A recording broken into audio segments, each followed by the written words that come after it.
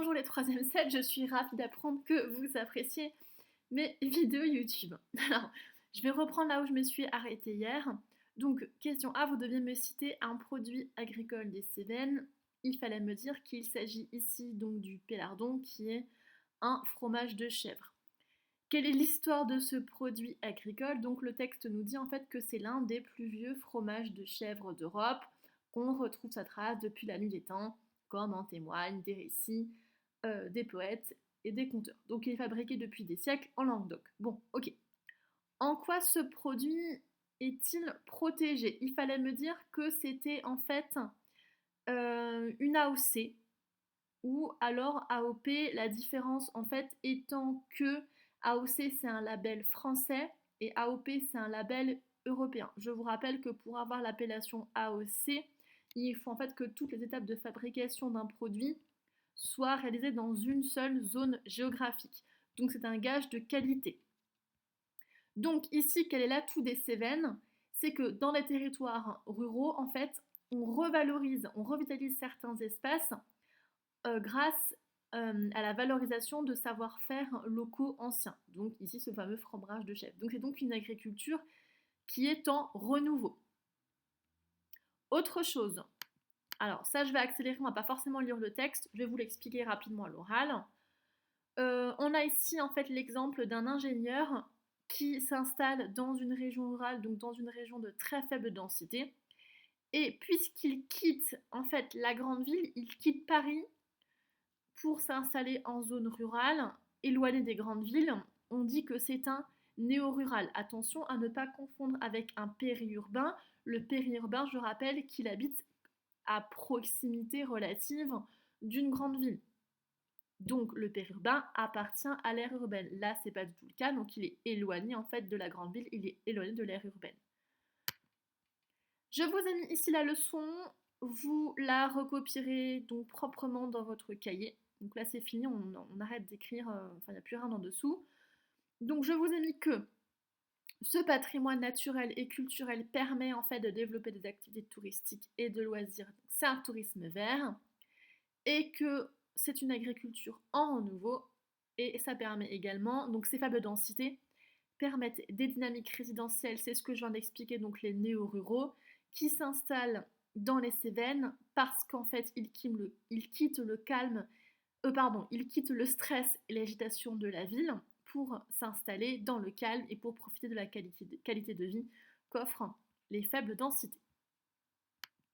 Vous écrirez ensuite dans le grand 2 la suite. Quels sont les espaces de faible densité en France? On a fini l'étude de cas sur les Cévennes, donc on étudie l'intégralité des espaces de faible densité pour la France. Grand A, comment peut-on définir un espace de faible densité? Vous avez besoin de cette carte qui est également dans le manuel, page 258.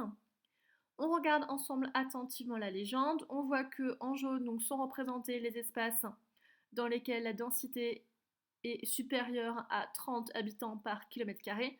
Donc ça ne nous intéresse pas parce que ce ne sont pas des espaces de faible densité. En vert clair, ce sont les espaces qui comprennent une densité entre 10 et 30 habitants au kilomètre carré. Et le vert foncé, donc c'est une densité inférieure à 10 habitants au kilomètre carré. Donc un espace de faible densité, c'est quoi? Je vous ai mis ici la définition. C'est un espace dont la densité est de entre 10 et 30 habitants au kilomètre carré. Et il faut être également en dehors d'une aire urbaine, donc qui comprend plus de 10 000 emplois. Si on regarde la carte attentivement, où est-ce qu'ils sont situés? Donc on les voit en fait principalement dans les montagnes. Donc là, le Massif central, il y a les Alpes, surtout les Alpes du Sud, les Pyrénées. On est aussi un petit peu en Corse et, ce que je montre avant, la Bretagne intérieure. Si je veux en fait regrouper tous ces espaces de faible densité, ils sont les plus nombreux donc de cette région au nord-est de la France qui s'appelle les Ardennes, jusqu'aux Pyrénées, et là ils forment ce qu'on appelle une diagonale.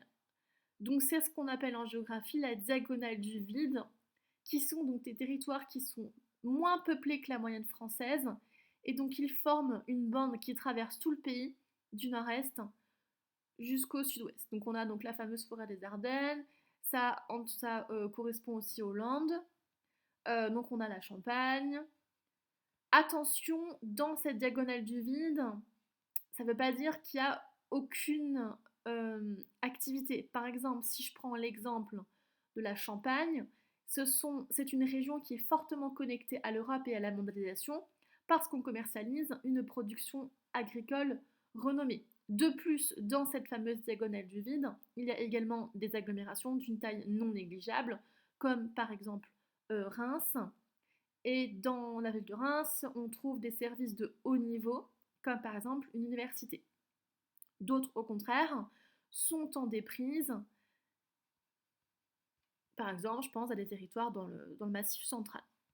Et ces territoires de faible densité, donc pas seulement ceux qui sont dans la diagonale du vide, donc tous représentent 42% de la superficie du pays pour seulement 6% de la population.